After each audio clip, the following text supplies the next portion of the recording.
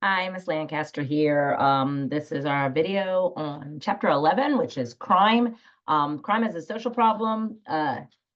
It's a significantly sized chapter, and I think that it is something that a lot of students, well, people in general, are interested in crime. So hopefully you will take away a lot from this chapter. One thing that I want to start off first is kind of a reminder from a sociological standpoint. Crime is just it's a form of deviance. It is the deviance that most people tend to focus on, but it is just one form of deviance, and it is socially constructed because norms are socially constructed. So when we think about norms in general, there are folkways, there are mores, and laws. Crime is when a law, that type of norm, is broken. Okay. So crime is just the deviance of laws. So there are, as your book will talk about, what things are considered illegal because you break the law, and then there are two real main perspectives that your book will talk about. This is the normative consensus perspective, where most everybody agrees that the law should exist and that when these actions are happen that they should be considered illegal. And then there's also a normative conflict perspective, which is when there is disagreement about certain laws. We can think about like just some of the drug laws, like marijuana law is a great one to kind of really think about the normative conflict perspective, that not everybody agrees that it should be against the law. And as we can see in various states, the laws have been changing because of that. Your book also talks about the two categories of crime, which are male prohibita, which basically, again, are conflict crimes. They kind of fit with the normative conflict perspective. Not everybody agrees that they should be a crime and that they're only criminal because there is a law, right? So they're only seen as bad because they are prohibited. Um, Examples of this would be tax fraud, gambling, drug use, not sometimes commonly seen as evil or deviant, but not everybody feels that way. Then when we think about a consensus crime or a male in se crime, those are like the normative consensus. Most members of a society do agree that those should be criminal. Examples would be like murder, theft, assault, those sort of aspects. Tend to receive the most attention in society. And the video that I have you watching for this, for the application assignment, will kind of reinforce a little bit of those ideas as well.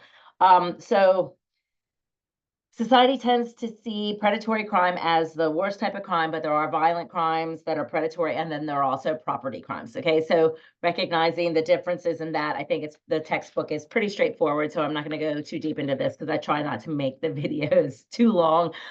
There's also organized crime, that white collar crime, that is really something that a lot of people don't focus too much on, but sociologists do see this as one of the worst types because it is oftentimes, well, it is taking place typically illegitimate acts, things taking place during legitimate, and we as a society tend to glorify it. Like you can think of various television shows and movies that have been really, really popular, that really focus on things that would be considered white collar crime.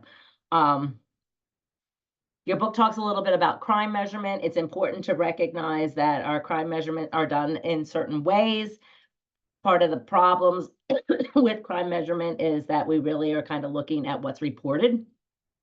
And not everything is reported. So there is this concept that your book talks about of the dark figure of crime, that really are all the unreported crimes that do exist.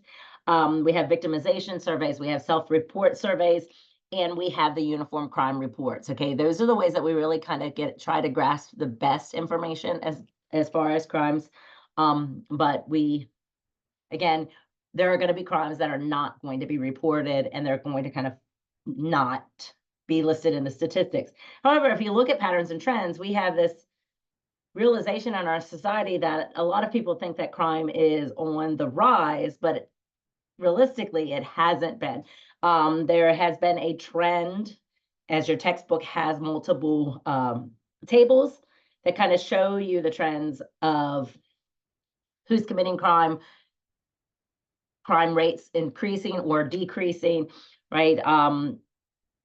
Who's more likely to be seen as crime. But since the 2000s, early 2000s, Gallup polls have indicated that the majority of people believe crime is on the rise, but most of our statistics, other than a little spike during COVID, the earlier days of COVID, most crime is actually down below where it has gone down, right? We had a spike with during the COVID outbreak, but now it's back on the downfall again.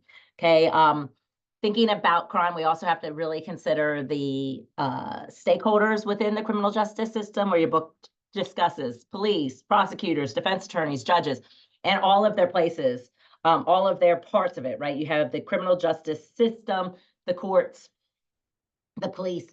Each person has their own response, well, not each person, but each institution within the greater institution has their own place in fulfilling the criminal justice system, right? You have the corrections facility where they do, the punishment part that takes place. And there's various ways that we attempt to reduce crime through the criminal justice system and through corrections. Your theories of crime that are discussed in the textbook, there are quite a few. There are several within the functionalist perspective, some little specialized theories within the functionalist perspective. Conflict perspective, again, some smaller within that paradigm, the umbrella, right? The three major theoretical perspectives, functionalism, conflict, and symbolic interactionism, exist as the major paradigms, but there are always going to be smaller theories down within them. So when we think about functionalism, there will be discussion of strain theory, there will be discussion of social disorganization theory, social control theory. Within conflict, you'll really look at more of the bourgeoisie legality and feminist criminology, as well as Marxist perspective. Symbolic interactionism gets into more of those micro level of differential association, labeling theories. And then you have some specialized theories in this chapter as well: rational choice, routine activities, and broken windows. So kind of take a look at each of those theories. This chapter, you will have a document that I'm going to have you read that has some stuff about statistics. You'll have a video to watch and your discussion board. All right. So let me know if you have any questions, and I hope you have a great day.